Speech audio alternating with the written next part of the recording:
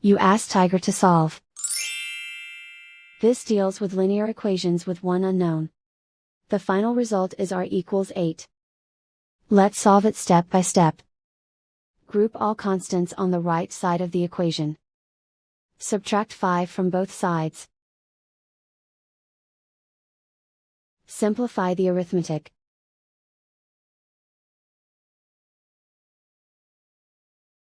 Isolate the r. Divide both sides by negative 1.6. Cancel out the negatives. Simplify the arithmetic. Cancel out the negatives. Simplify the arithmetic.